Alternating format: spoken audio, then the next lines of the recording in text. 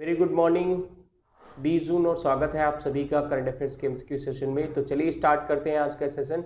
और इस session start करने से पहले हम लोग चर्चा करेंगे कुछ इंपॉर्टेंट न्यूज़ पर, जिसमें से पहली न्यूज़ ये है कि हाल ही में WHO की जो चीफ साइंटिस्ट हैं, जिनका नाम है डॉक्टर सौम्या स्वामीनाथन, इन्होंने कहा है कि कोविड-19 की जो वैक्सीन है ये में भी अवेलेबल हो सकती है 2020 के पहले।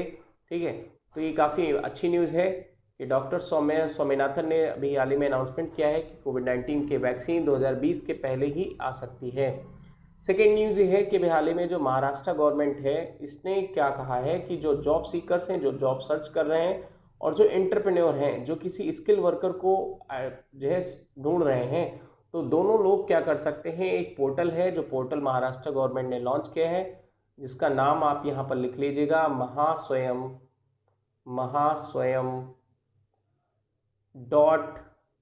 .gov.in। ठीक है, इस पोर्टल पर जाकर जो है जॉब सीकर्स अपनी जॉब को सर्च कर सकते हैं। ऐसी न्यूज़ के लिए आप एग्जाम सालों को फॉलो कर सकते हैं वेरियस सोशल मीडिया साइट्स पर, जैसे कि टेलीग्राम, इंस्टाग्राम और फेसबुक, जहां मिलते हैं आपको डेली अपडेट, और ये अपडेट आपके एग्जाम के पॉइंट ऑफ व्यू से काफ़ी इंपॉर्टेंट होते हैं। तो चलिए हम लोग डिस्कस करते हैं आज के एमसीक्यू वाले पार्ट को, जिसमें से पहला एमसीक्यू आपसे पूछा है कि हाल ही में कौन से बैंक ने अपना एक स्कीम लॉन्च किया है जिसका नाम है सरल, और ये सरल scheme affordable housing loans scheme को बढ़ावा देगा। तो ऐसा करने वाला ये जो सरल स्कीम का लॉन्च करने वाला बैंक है, उसका नाम है आईसीआईसीआई बैंक। आईसीआईसीआई बैंक ने सरल स्कीम लॉन्च की है, और इसके तहत बताया है कि जो रूरल एरिया है और अर्बन एरिया है, दोनों एरिया के लिए ये स्कीम जो होगी ये अवेलेबल होगी। अच्छा, रूरल एरिया में बताया गया है 3 to 6 लाख, यानी 3 से 6 लाख रुपए के बीच में, और जो अर्बन एरिया है वहाँ पर 35 लाख रुपए तक का लोन जो है अवेलेबल होगा। ठीक है, तो यहाँ पर ये याद रखना है आपको कि सरल स्कीम किसके तहत लॉन्च की गई है। आपको यहाँ पर एक चीज़ और बता दूँ, आपको याद होगा कि अभी सेंट्रल गवर्नमेंट के द्वारा एक स्कीम लॉन्च की गई थी, PMAY, यानी प्रधानमंत्री आवास योजना। इस आवास योजना के अंतर्गत कहा गया था कि सबके लिए आवास उपलब्ध होगा 2022 के तहत। 2022 तक सबके लिए आवास उपलब्ध कराने के लिए सेंट्रल गवर्नमेंट ने योजना लॉन्च की थी, और उसमें अगर कोई भी पर्सन अगर बैंक से लोन लेता है तो 2.67 लाख रुपए के इंटरेस्ट सब्सिडी दी जाती है, किसकी तरफ से, प्रधानमंत्री आवास योजना की तरफ से। ठीक है, याद रखना है आपको। तो ये जो प्रधानमंत्री आवास योजना स्कीम है, ये इसके अंतर्गत इंक्लूड होगी, सरल स्कीम के अंतर्गत।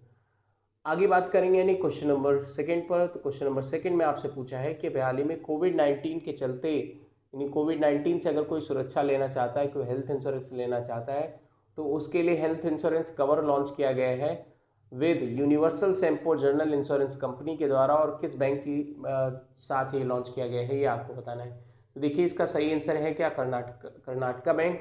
कर्नाटका बैंक ने अभी हाल ही में कहा है कि जो कोविड-19 है, उस कोविड-19 के चलते हम क्या करेंगे, यहाँ पर हेल्थ इंश्योरेंस देंगे मिनिमम कॉस्ट पे, यानी 399 रुपीज़ में। यहाँ पर 3 लाख रुपए का हेल्थ इंश्योरेंस हम प्रोवाइड कर रहे हैं, जिसमें अगर आपको क्वारंटाइन रखा जाता है तो क्वारंटाइन के साथ साथ में आपको 1000 रुपीज़ पर डे जो है इस हेल्थ इंश्योरेंस के तहत मिलेंगे आपको। बढ़ते हैं अगले क्वेश्चन पर, यानी क्वेश्चन नंबर सेकंड के बाद थर्ड क्वेश्चन में आपसे पूछा है कि किर्गिस्तान के नए प्राइम मिनिस्टर कौन है। तो किर्गिस्तान के नए प्राइम मिनिस्टर हैं, जिनका नाम आपको यहाँ पर याद रखना है, कुबातबेक बोर्नोग। इनके पहले एक जो प्राइम मिनिस्टर थे, जिन पर भी करप्शन को लेकर इन्वेस्टिगेशन हो रहा था, तो उन्होंने रिजाइन किया था, ये मैंने कल की वीडियो में बताया था आपको, जिनका नाम यहाँ पर भी ऑप्शन में दिया है, मुखामेन देकलई। ठीक है, इन्होंने रिजाइन किए थे, उसके बाद नए प्राइम मिनिस्टर आप बने हैं, इसको याद रखिएगा। आगे बात करेंगे यानी क्वेश्चन नंबर फोर्थ पर। तो क्वेश्चन नंबर फोर्थ में पूछा है कि ऑटिस्टिक प्राइड डे कब ऑब्जर्व किया जाता है। देखिए, ऑटिस्टिक प्राइड डे ऑब्जर्व किया जाता है हर साल कब, 18 जून को। ये ऑटिस्टिक प्राइड डे का मतलब क्या होता है। ऑटिस्टिक प्राइड डे का मतलब होता है कि जो हमारी, जैसे मान लीजिए कोई पर्सन है, वो पर्सन सोसाइटी से अलग होकर कहीं दूसरी जगह अपने आप को सेपरेट रखना चाहता है, यानी सोसाइटी से अलग होकर अपने आप को अकेला रहना चाहता है। तो इसकी अवेयरनेस को बढ़ाने के लिए ये ऑटिस्टिक प्राइड डे 18 जून को एब्जॉर्ब किया जाता है। खैर यहाँ पर मैं आपको यहाँ पर ये बता दूँ, जो ऑटिस्टिक प्राइड डे है उसके कुछ फ़ायदे हैं, फ़ायदे भी हैं, कुछ नुकसान हैं। मान लीजिए कोई पर्सन है सोसाइटी से अलग रहना चाहता है, तो ये भी हो सकता है कि सोसाइटी के कल्चर उसके साथ जो है उसके साथ नहीं मिलते हैं, इसलिए वो अलग रहना चाहता है। और कभी कभी इसके नुकसान भी हो सकते हैं कि मान लीजिए कोई अलग रहना चाहता है, अलग रह रहा है, हो सकता है कि वो मेंटल जो है इलनेस का शिकार हो। आजकल देख ही रहे हैं काफ़ी डिप्रेशन की वजह से लोग सुसाइड भी कर रहे हैं। तो ये भी जो है इसके खिलाफ ये अवेयरनेस फैलाता है, इस डे के दौरान अवेयरनेस फैलाई जाती है। खासकर मैं एक चीज़ आपको यहाँ पर ये बता दूँ कि जो चिल्ड्रन हैं, हमारे जो बच्चे हैं, अगर इन बच्चों को अकेला रखा जाता है तो उनकी मेंटल एबिलिटी पर काफ़ी ज़्यादा इफ़ेक्ट पड़ता है। ये भी अवेयरनेस जो है दी जाती है इस डे के दौरान। बढ़ते हैं अगले क्वेश्चन पर, यानी क्वेश्चन नंबर 5 पर। तो क्वेश्चन नंबर 5 में पूछा है आपसे कि अभी हाल ही में कौन से स्टेट ने मास्क डे एब्जॉर्ब किया है 18 जून को। तो मास्क डे, कोविड-19 चल रहा है तो मास्क लगा के चलिए, सैनिटाइज करिए अपने आप को, सोशल डिस्टेंसिंग का पालन करिए, ऐसी अवेयरनेस जो है दी गई है। और ये ऐसा करने वाला राज्य है कर्नाटका। कर्नाटका ने 18 जून को अपने यहाँ पर मास्क डे एब्जॉर्ब किया है। ठीक है, याद रखना है आपको। आगे बात करेंगे नहीं क्वेश्चन नंबर 6 पर। तो क्वेश्चन नंबर 6 में आपसे पूछा है कि हाल ही में कौन से राज्य ने एग्रीकल्चर डिपार्टमेंट का नाम बदल कर रख दिया है agriculture production and farmer welfare department. तो ऐसा करने वाला कौन सा राज्य बना है?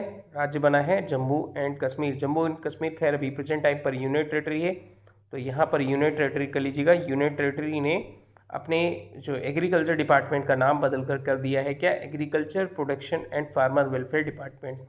ठीक है, यहाँ पर मैं आपसे एक क्वेश्चन पूछता हूँ। पिछले वीडियो से आपने देखा होगा, अगर रेगुलर वीडियोस देख रहे हैं, उसमें आपको पूछा था एक क्वेश्चन कि अभी हाल ही में कौन से स्टेट ने अपने एनवायरमेंट मिनिस्ट्री का नाम बदल कर दिया है environment and climate change ministry. कौन से मिनिस्ट्री ने किया है, कौन से स्टेट ने किया है? फटाफट कमेंट सेक्शन में बताइए अगर आप देखते हैं वीडियो। पढ़ते हैं अगले क्वेश्चन पर, यानी क्वेश्चन नंबर 7 पर। तो क्वेश्चन नंबर 7 में आपसे पूछा है कि हाल ही में जो 5th स्टेट मैटर जो है नया फाइंड आउट किया गया है, उसका नाम क्या रखा गया है?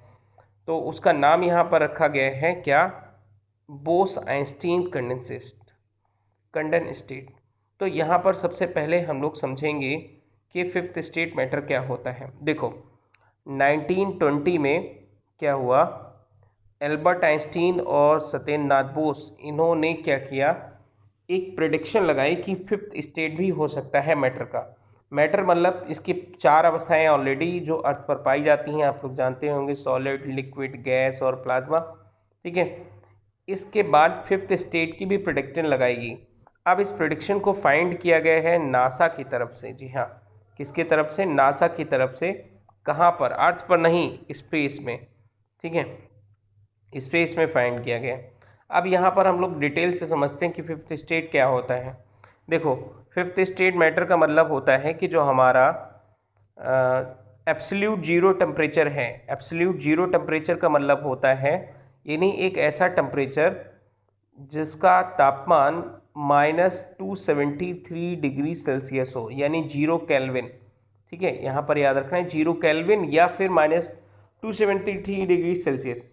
इस स्टेट पर जब एलिमेंट कोई रहता है तो एलिमेंट क्या होते हैं, उस एलिमेंट, कई सारे एलिमेंट मिलकर एक सुपर एटॉम बनाते हैं, और वो जो सुपर एटॉम बनाते हैं उनमें इस मैटर को, इस जो सुपर एटॉम होता है, इस सुपर एटॉम को हम लोग क्या कहते हैं, ये 5th स्टेट होता है।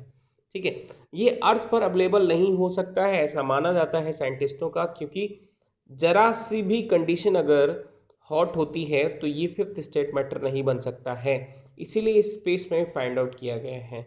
आई होप आपको समझ में आया होगा।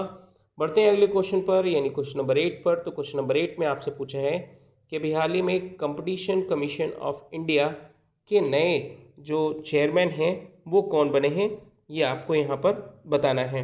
तो देखिए इसका सही आंसर क्या है। इसका सही आंसर है अशोक कुमार गुप्ता।